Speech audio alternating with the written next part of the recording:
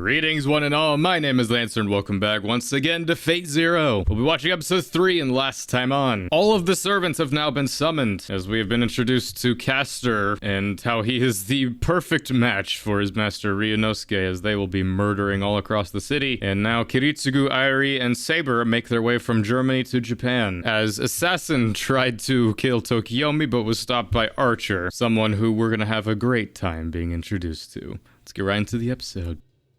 He was so close to, right in the window. These games of yours are tiresome and tedious, and squander my precious time. I am very grateful, Your Highness.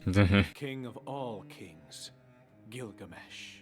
Gilgamesh. Wasn't far off thinking it was Satan, especially this version of him. I would have loved to have seen the initial interaction between Tokiyomi and Gilgamesh. I mean, it's clearly established right away, just like, you will bow to me, you mongrel. I ask only that you stay your hand for just a little while longer. For the time being, I shall amuse myself with simple reconnaissance. I take that to mean the modern world is to your liking. It's unspeakably ugly. It's unspeakably ugly. What has happened to my beautiful garden? I fucking love Gilgamesh. You know, I've talked about and stuff, I love those just so pompous, prideful characters, but like, Gilgamesh is a different case. There's elitist pricks like Archibald. I enjoy his character, but I wouldn't say I love him. But then there's Gilgamesh, where it's just like, I am above everything. I am God of this world. And I'm just like, you know what? I believe it. Obviously, initially meeting him when I first watched this, I'm just like, yeah, okay. But then as the show goes on, it's just like, I can't help but just enjoy him. He just says shit as it is, as he views it, and I'm just like, I love it so much. You know, it's like Vegeta in the early years of Dragon Ball. I am the greatest warrior who has ever lived. Just everyone who's in his presence can't help but just be in awe. Because plus he has the power to back it, you know? It's not just, he's not just saying shit because he thinks it, he believes it, and he can enforce it because he has a sword that can destroy the world, but we'll get into that later. Of course, if I find there is nothing in this world that deserves my adoration, you will pay dearly for summoning me, Tokiyomi. I just love his design too. I'll play along with your little schemes for the moment. For now. Everything of value in this world belongs to me. No matter how precious this grail of yours may be, I will never let a lowly mongrel even touch it without my consent. Mongrel. God, I love him. That armor, though, you know how fucking heavy that would be? It's just solid gold all around. That's just the weight of his presence. I mean, that works for him being as an archer, just because, you know, he doesn't have to move. I'm amazed Gilgamesh materialized within the archer class, considering their reputation for solo combat skills. I can let Kirei handle things from here. It works. Everything is proceeding according to plan. He shoots fucking swords. It's such a bullshit thing just because he's an archer in the technical sense. He has projectiles he fires. In that case, a gun is an archer class. Yeah, Gilgamesh, like, he technically could be summoned into any class. And really, he's powerful. It's hilarious that, like, Saber is considered the most powerful servant, mainly just because of her noble phantasm. I mean, that's ultimately where a servant draws its power from, is its legend. The most well-renowned they are, the more powerful they are. That's why, like, Saber and Gilgamesh are kind of the most powerful ones. Because, I mean, you have the Epic of Gilgamesh, which is, like, the world's oldest story. So that's why it's, like, he's the king of kings, king of heroes, at least. The first hero. You can power scale, and Fate Stay Night kind of messes with it as well. I feel like Gilgamesh is more powerful than Saber. At least in Fate Zero. Just because, yeah, Excalibur, it's powerful and whatever, but Gilgamesh has Ea, which we'll get into the classifications of noble phantasms as well, but I feel like an anti-world should be more powerful than just an anti-fortress, but, you know, we'll get there. One of the 7 is already out! Okay, 6 to go. Well, 5. I'm busy boy. The Holy Grail War has started! I've been out gathering information, and day after day after day after day, every single damn day! It hasn't been that long. It can't have been days. We only have like 2 weeks of this war. I'm giving you all the mana while you're doing nothing but eating and watching! Quit your whining. Nobody cares if Assassin is dead or alive. He could never pose a threat to me. To be fair, that is something he proves later. This, the big black thing they call a B2. It's wonderful. I'm thinking about buying 10 or so. Buying 10. It'd be faster to just buy the whole country outright. Oh, I see. I think the biggest obstacle for us will be this Clinton guy. He will prove a more formidable opponent than Darius III. Can we get a modern day Holy Grail War? Like taking place like in the 2020s? Oh my god. I want to see a scandal be like, the biggest obstacle is this Trump guy. He's gotta go. If Gilgamesh thought the world was ugly back in the 90s, oh boy. Just wait about 30 years. It gets worse. So much worse. We could get some good use from these tomahawk things. Saber, Lancer, Archer, the 3 great knight classes? That just leaves Caster to worry about. If we could only find out what his true identity is, we could— How was Assassin taken down? You saw it, right? I think it was Tosaka's servant. His brilliant appearance, his quick attacks, everything was gold and bright and flashy. It all happened so fast, I couldn't tell what happened. You fool! Small! Wouldn't you rather experience his combat abilities in battle? But it was the middle of the night, and it was all over in a second.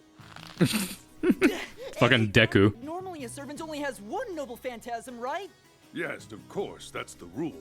That is so bullshit. That is not the rule. Technically, every weapon of theirs is a noble phantasm. Like, his sword technically is a noble phantasm. His chariot, his reality marble. I think the correct translation of that is just you have like one ultimate move kind of thing. You know, Saber has Excalibur, Ryder has Ironian Hetairoi, Gilgamesh has Ea. I mean, in Gilgamesh's case, it's just every weapon he fires is a noble phantasm. A noble phantasm is the physical manifestation of a hero's most indelible legend or most famous tale. Yeah. Is there a noble phantasm that consists of throwing dozens of swords at an opponent? A sword that makes copies of itself. Really? Huh. Can't say I've ever heard of it. Next series. That could still qualify as a single noble phantasm. But wait, those swords weren't copies. Each one of them had a completely different shape. We'll just have to discover each of our enemies' identities as we encounter them. Actually, it'll be more fun. More fun that way. Sex, sleep, and war. Whatever you do, you should always enjoy it to the fullest. That is the secret of life.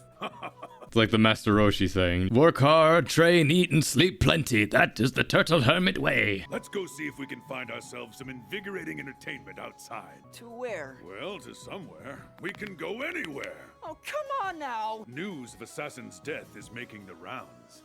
The others are probably going to spring into action all at once, but we shall crush each of them as we come across them. That'd be a quick war. Ryder, and my speed far exceeds that of any other servant I will face in this war.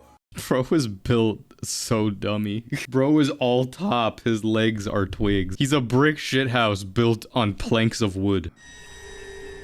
Wait, not here! You'll blow up the whole house! Jesus Christ. My servant has been lost. Yeah. I, Kire Kotomine, ask that the church grant me sanctuary. In my role as overseer of this war, I, Rise Kotomine, guarantee your safety here. Kinda gotta put on a show there. Isn't this church being watched? This holy place has been declared a neutral sanctuary. The Holy Church will censure any master who dares defy the decree. You should keep watch just in case. Post a guard here at all times, just to be sure. Understood. Not just Before the one. battle, I detected the presence of familiars from 4 separate masters. One unaccounted for. I had hoped that all the masters would be watching and taking note of the encounter.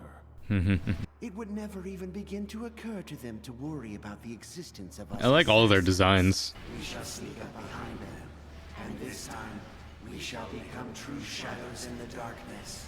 A lot of the servants in the Fourth Grail War have like abilities that technically are the abilities of a lot of different people. Like, you know, Assassin can summon like all of the followers of Hassan. Ryder has an ability that is his army. And Gilgamesh, like he has every fucking weapon in his arsenal. Or even Caster has like his fucking starfish that he can summon. So it's like really Lancer and Saber are the only two that just, they are their weapon themselves, which is actually really fitting considering their characters are very honor bound. At last, it's time for the Fourth Holy Grail War to begin.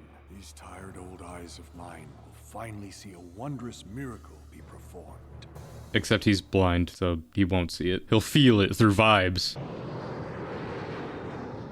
Yes, this is 1994. You can look at planes differently. Can't look at them that way in Fate Stay Night, though, because that's in 2004. So this is where Kiritsugu was born?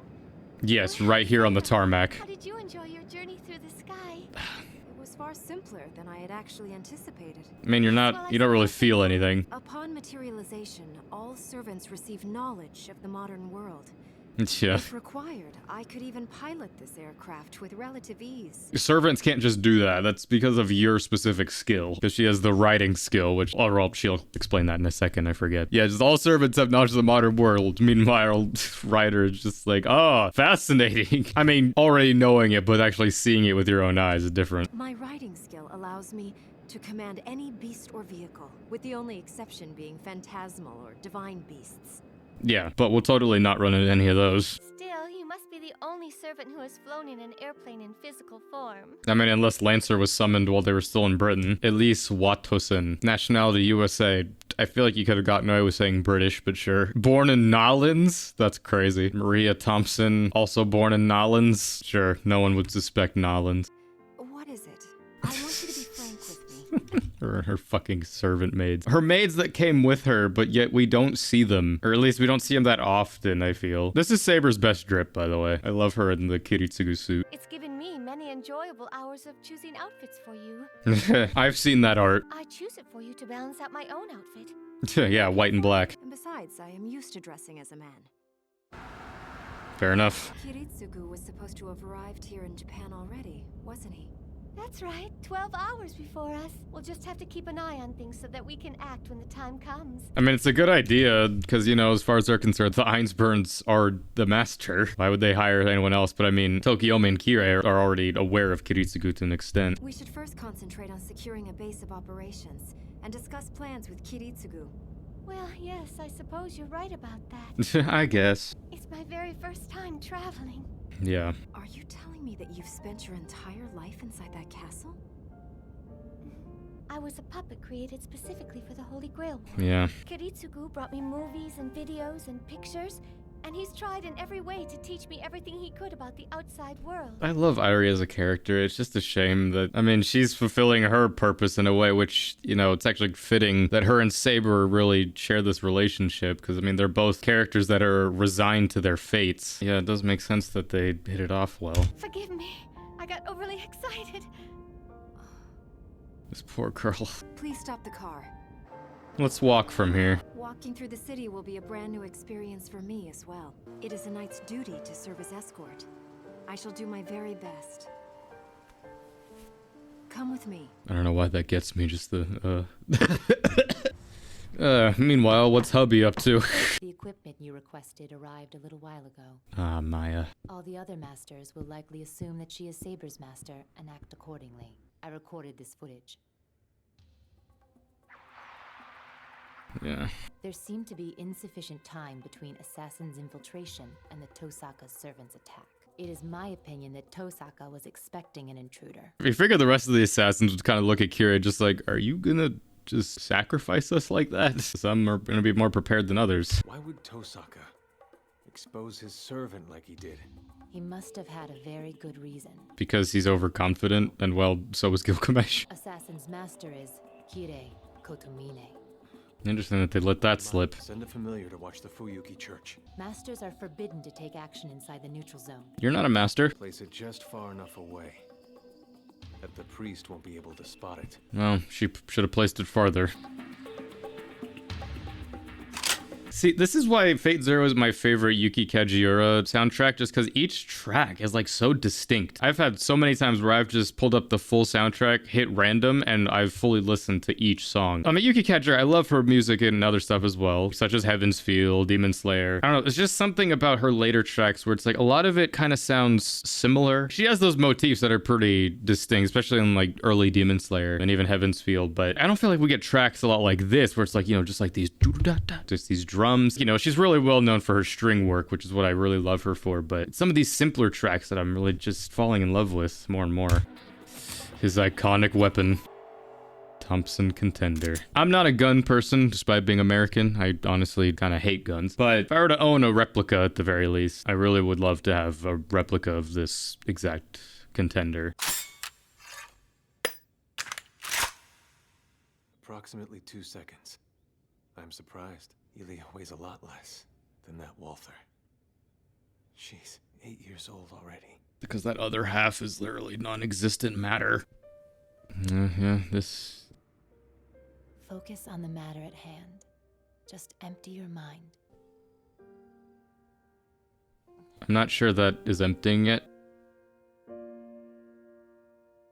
Yeah. I feel like that's meant to imply that they had sex, but I feel like that goes against what she just said, empty your mind, but like that kiss was just meant to be like, hey, focus. But we know that, you know, Maya, she fancies Kiritsugu, obviously. I think it's more of a matter of she loves and respects him. Again, that's why I want there to be a prequel to this show, at least like a short thing, because like I want to see Kiritsugu meeting Airi, I want to see him meeting Maya, and like, because I know her story coincides with another character who's in Fate Stay Night. She was part of this group that trained them as kids and whatnot. Maya, she's one of those characters where it's just like, oh yeah, she's in this show. The more and more I see of her, it's just like, fuck, I love her. Every character, man. Umida, Armin. Beautiful. Almost like a mirror that reflects the night sky. I mean, it is that, yeah. Our one day of peace. It's fun to walk around a strange and wondrous new town accompanied by a gallant gentleman. Did I really make an acceptable gentleman escort?